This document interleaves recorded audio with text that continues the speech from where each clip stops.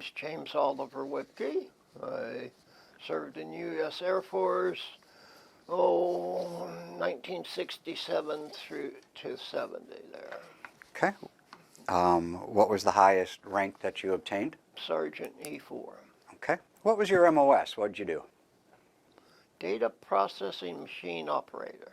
Computers.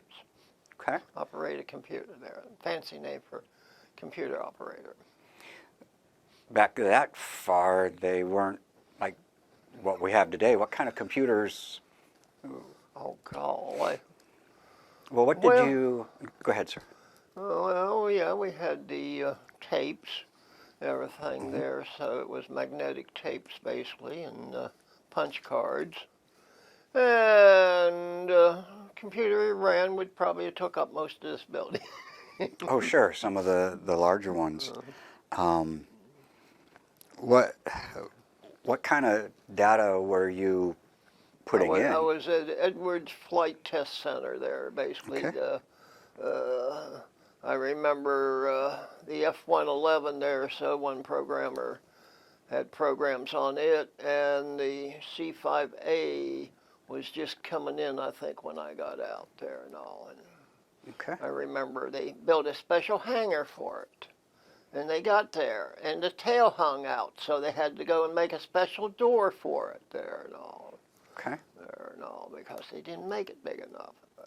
So what kind of information were you putting into the computers in the database? I have no idea. Like I said, the programmers programmer put it in, and we just when it told us to load tapes onto this drive there, we load the tapes.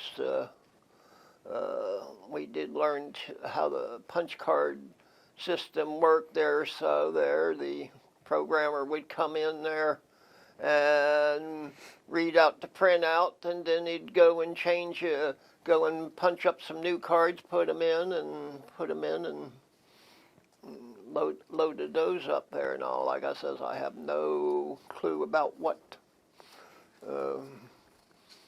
It was basically, like I says, I knew it was on the test in the F-111 there or so, and we had special clearance, I believe, to see what was it, CR, whatever, that airplane that wasn't there.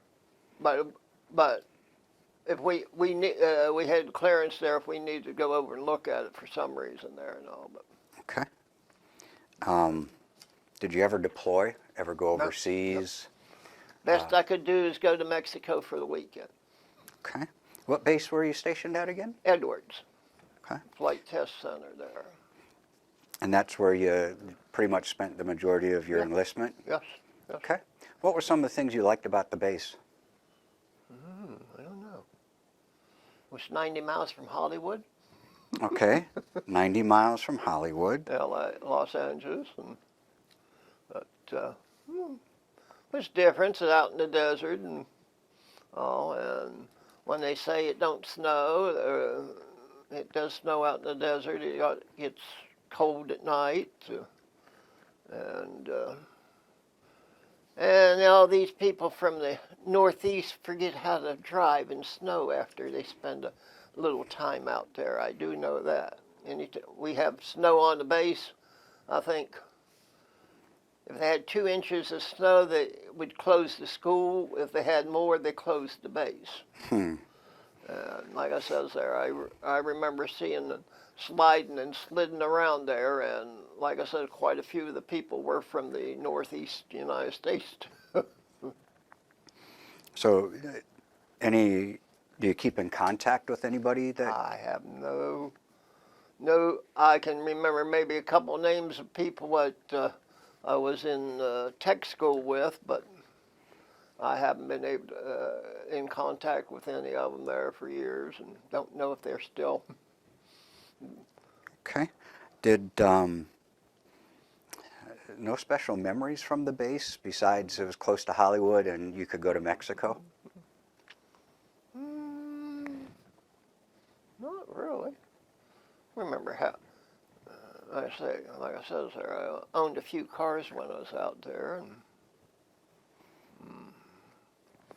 see, well, I always wondered can't remember what his first name was or so. I believe he was a captain there or so.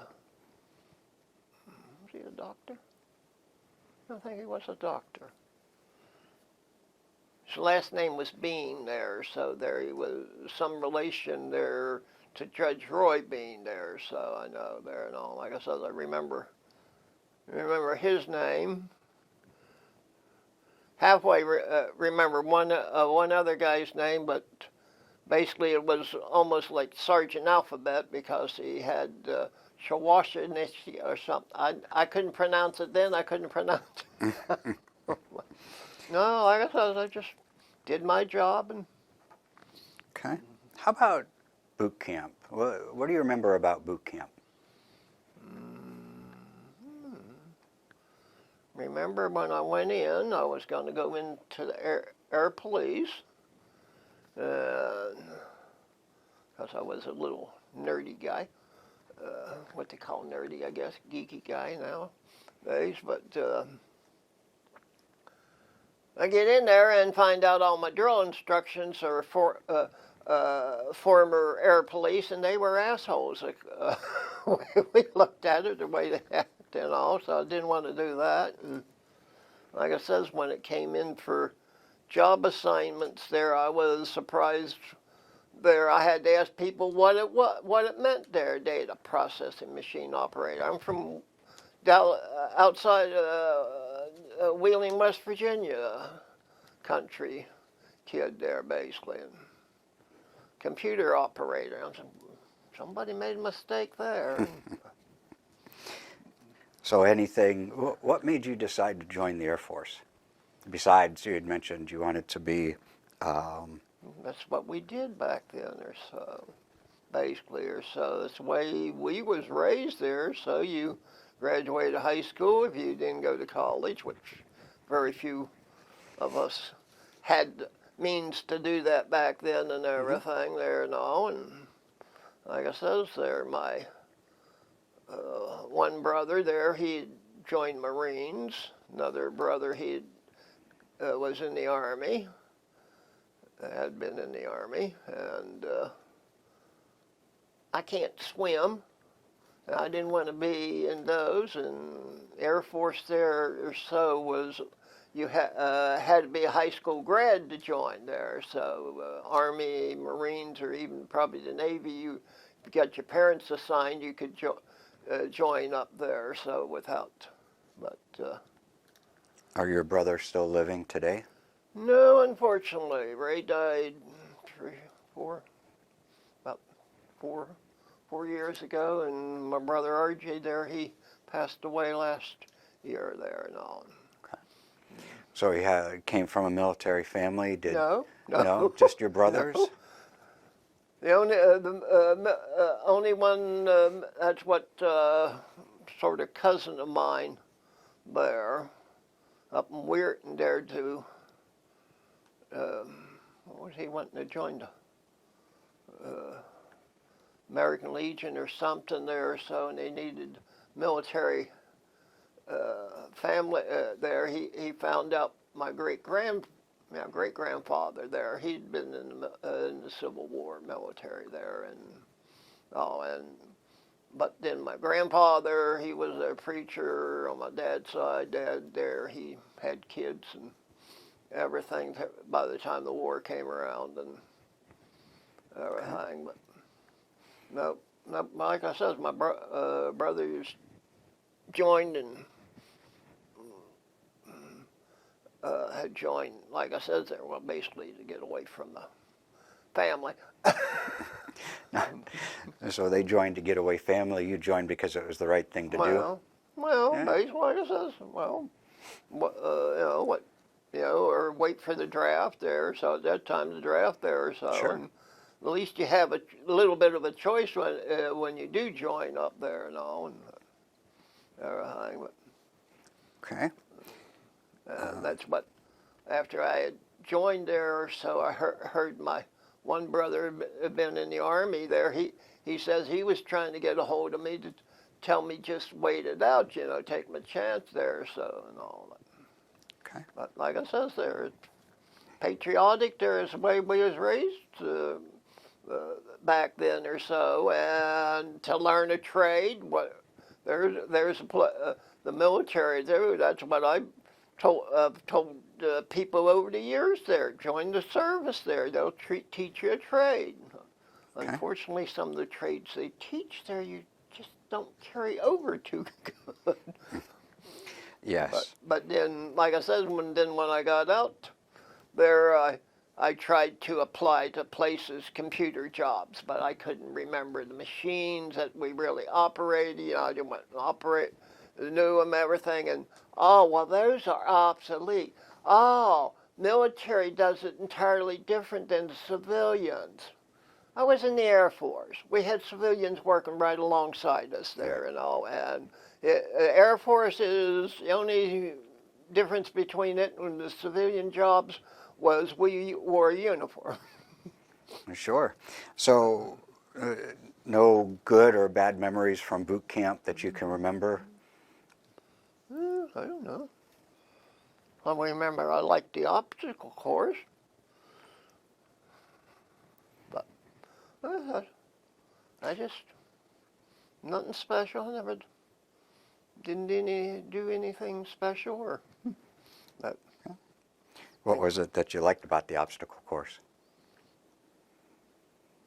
Just being able to, like I said, just go through it there.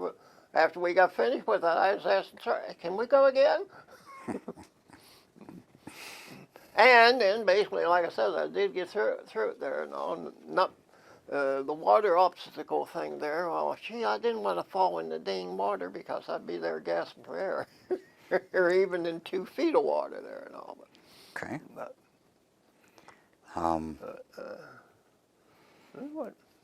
like I said, it's just different, meeting different people, and I've gone from West Virginia to Texas, southern Texas there for that matter.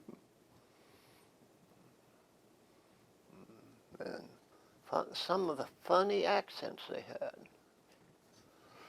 I think first day I was there, so they're in breakfast there, and the girl, I'm looking and trying to figure out what was there now. I'm pie eggs. And what? Took about 3 times I finally realized what she's saying. No, I don't want powdered eggs.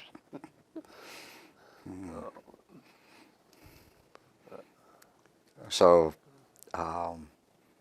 nothing unique or anything you want to add about boot camp? I don't know. Okay. Yeah. Took them a while. Like I said there, I guess some of the boys was there. We got shipped to Vietnam there, so it took us a week or so before they shipped us up to Shepherd's there, so Wichita Falls area there and all. Is that where you went to boot camp? No, the boot camp's Lackland there, basically. Basics, Lackland Air Force Base down by San Antonio. Wichita Falls Shepherd Air Force Base was tech school there, so, and where supposedly learned about computers and how to operate them.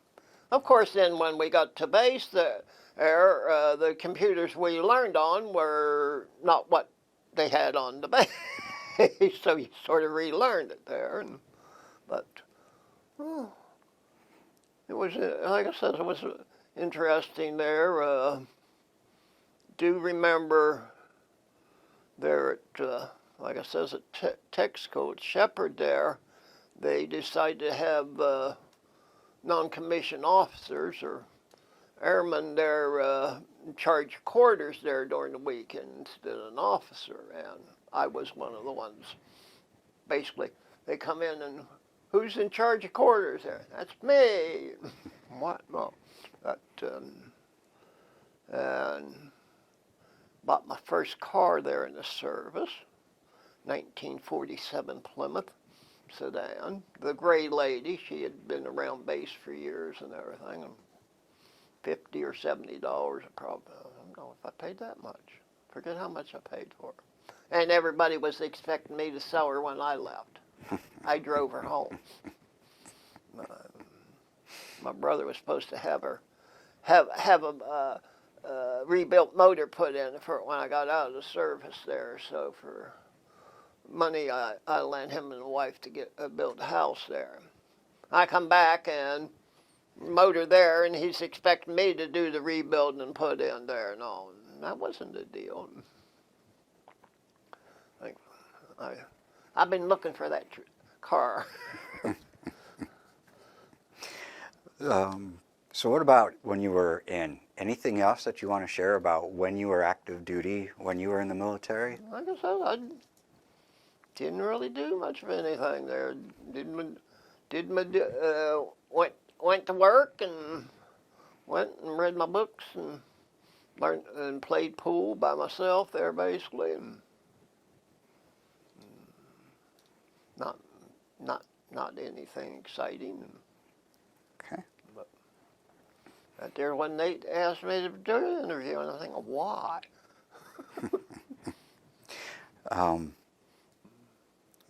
Are there any lessons that you learned from the Air Force that when you left the Air Force, that those, not necessarily job skills, but other lessons that maybe you I think learned? you learn to get along with people from different walks of life there. So, well, I do remember there at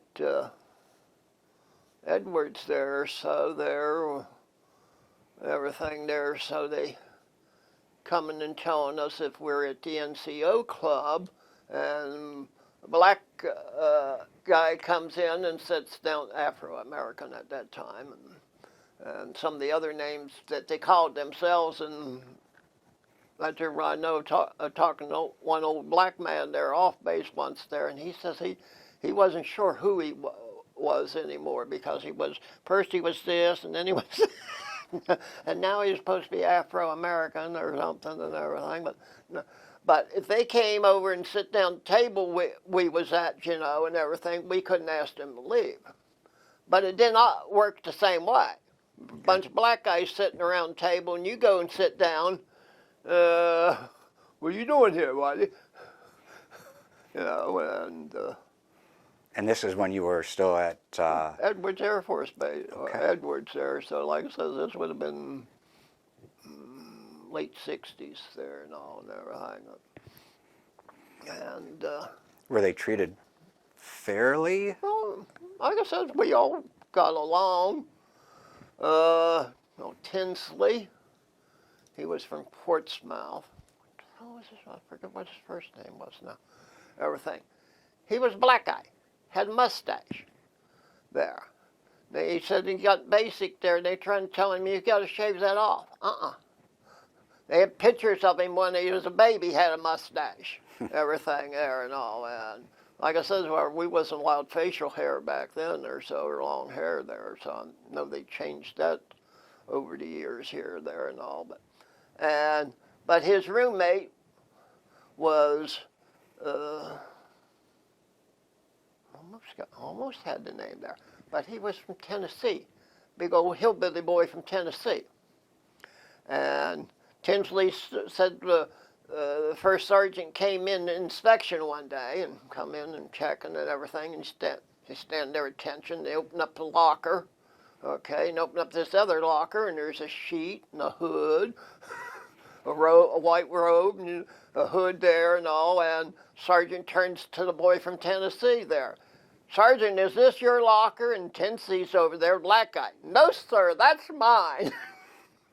And do you remember the boy from Tennessee? Oh, he draw cartoons, everything, and draw and all some of the stories he told there. So there, I don't know whatever happened to them guys there and all. But like I says, we got along. Didn't really have any problem, like I says there. So well, some people, you know, standoffish or so there, I would think there and all. But I guess, like I said, you learn to get along with different people from different places and learn how to work together there and all. Well, tell me more about your family. You had mentioned you had brothers. Did you have any sisters? Yeah, I got 2 sisters. They both living. Did they join the military? Oh, no. let's see, Doris is 13 years older than me. And where'd she go? When did she go? She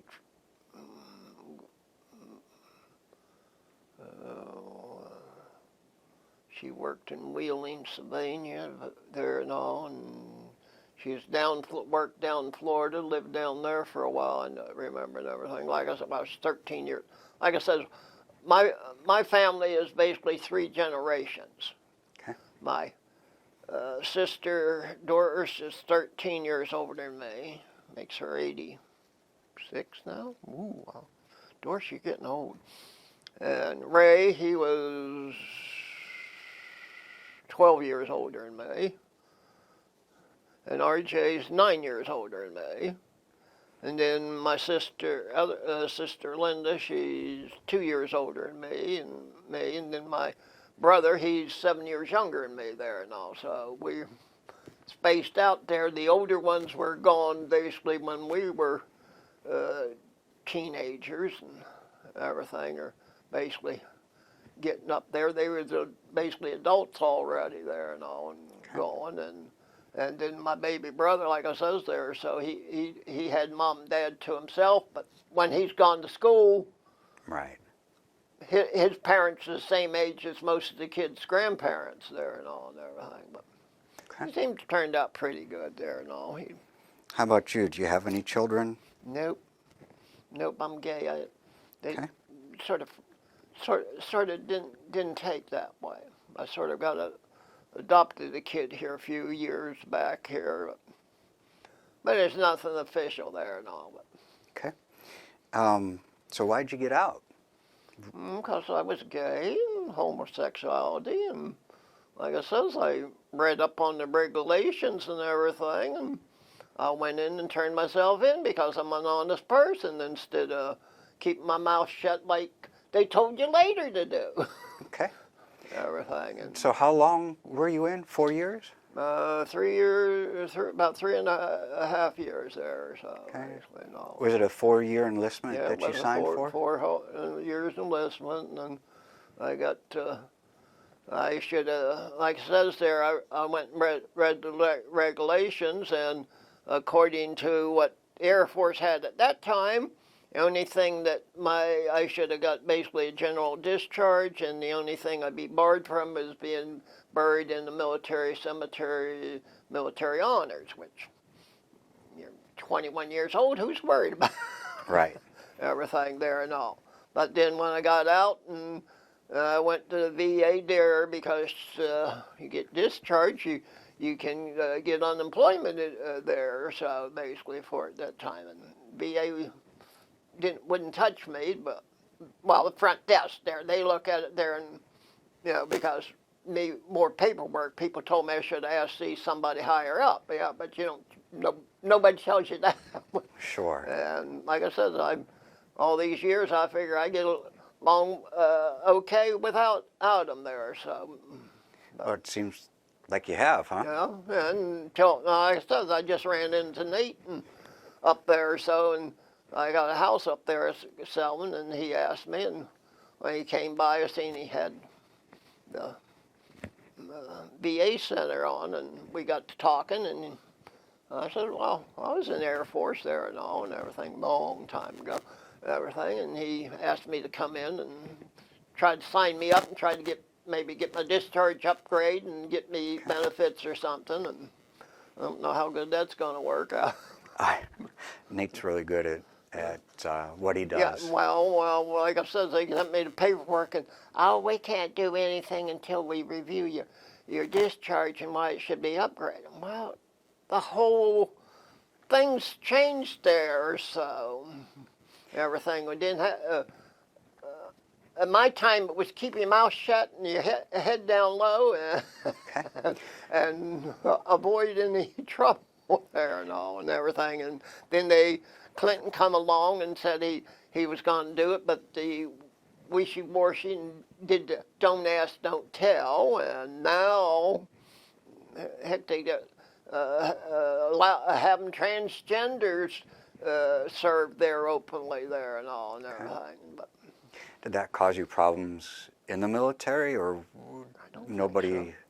I didn't have any problems there. Like I said, when I turned myself in there, that pissed me off there. Well, I had to go to the internal affairs or their intelligent police or whatever they call themselves there and all. And oh, you can't just say you are. You got a proof. And I finally did find somebody who would verify that we had sex there and all and everything. But then they had the court martial, basically, is how they worked it at that time.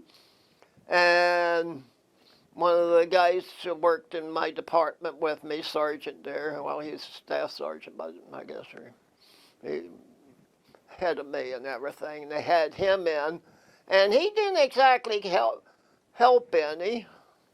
Everything. Like I said, I didn't have any problem at work. I got along with people. I was open about my, and everything, and really, that's just what I got to look at my records and everything and see what the dates was. But about a year before there, the first sergeant had called me down to the office and everything, and he wanted to know about these magazines I had on my dresser in my room there and everything there.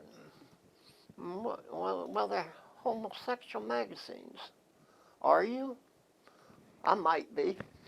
Well, I mean, he called another sergeant in to make sure I didn't jump on him, I guess, or something there and all. And, well, I'm going to set you up an appointment with a base psychiatrist, and I don't want you to break it for anything. Fine and dandy with me there and all. Like I says, I finally figured out about myself and all. But everything, and then I went and talked to the doctor at the time there and all, and he was a young progressive, and like I says, he was taking homosexuality off the psychiatric books at that time there and all, I think there, and basically I told him if I get a honorable discharge, yes I am. If not, no I'm not. Because it's only my word against them and everything. And that's, I believe, notated in my records there and everything, but that was 6 months or a year before I went in and told them. And, well, at that time, like I says, they're out in Los Angeles, I'm down in the bar or something, and the police come in and raid a bar, they put you in jail, and then the military police is coming and taking me out of jail, and so I figure it'd be better I'd turn myself in and tell them. But they wasn't exactly nice about it there and all. But. So what would you tell somebody that wants to go into the military? Go. But volunteer, so maybe you can get a choice of what field you're getting into there and all, instead of becoming a grunt carrying a cannon fodder is basically about what I think the generals look at there. So a lot of it is and everything there and all, just more people to put out there so they can put, Well, in closing, is there something else you'd like to share about your military? It was, like I said, I think everybody, I think everybody who's supposed to be able to vote should serve in the military. Everything, and know something about it. They're not like somebody who just wants a military parade because he went to military school. Okay. But we're not allowed to talk politics. So, any other, about the military, any other closing statements or? No? I guess I'm wondering about the Space Force, what it's supposed to do. I think a lot of us are. But one thing I want you to remember, really it doesn't matter. I mean, all of us in the military, whether you served in wartime or peacetime, all of us are valuable, Well, I wanted to go to Vietnam. They just wouldn't let me. People said, what?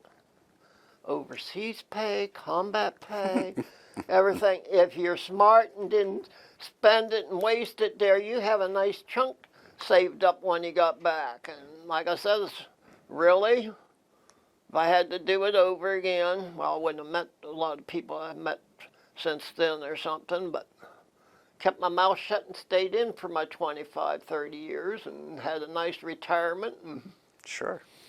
and Okay. lied about it, a lot of stuff there probably there and everything, but I'm not that type of person there. I would have, Honesty's hard to find. you know.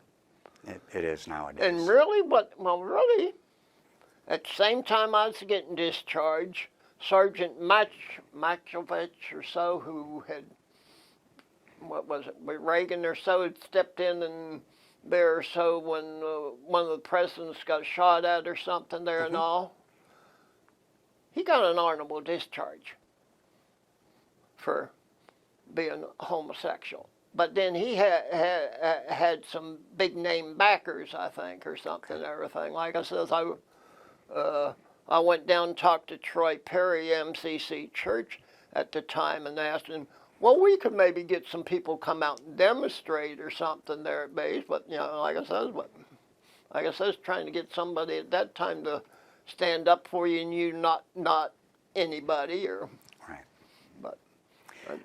Well, sir, I truly appreciate your time, and again, I appreciate anyone that served. So. Well, I dare what gets me or so there. There are these guys who come, oh, shake your hand, thank you for what you did. And I says, I know guys who was in Vietnam. Right.